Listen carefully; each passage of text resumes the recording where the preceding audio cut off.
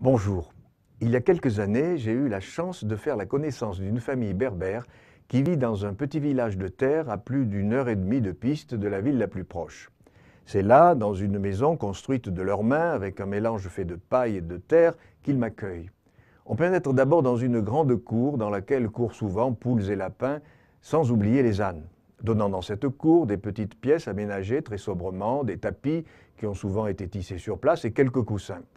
C'est la même pièce qui sert dans la journée comme lieu de vie, comme salle à manger, et c'est aussi dans cette pièce que je dors la nuit. Il n'y a pas d'électricité et on s'alimente en eau à l'unique puits du village. Seul le chef du village possède une voiture. Quand j'arrive, c'est un événement. C'est exceptionnel qu'un Européen vienne dans le village et surtout y séjourne.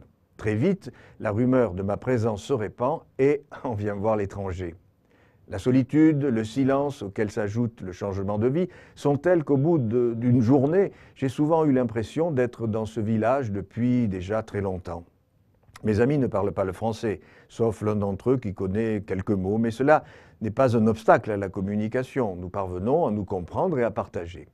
J'aime ces séjours, parce qu'ils sont un temps de retrouvailles, retrouvailles avec soi-même, retrouvailles avec Dieu. Non pas que nous nous soyons perdus de vue au cours de l'année, mais là, nous passons de longs moments ensemble. Et puis, cela ne vous étonnera pas, la présence de Dieu se fait plus sensible dans de tels lieux. Et si c'était parce que dans ce village, il n'y a que l'essentiel.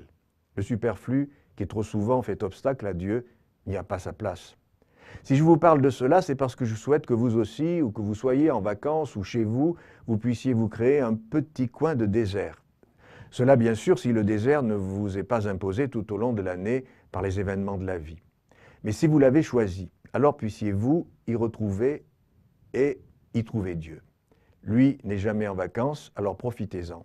Je vous souhaite un très bon été et à bientôt.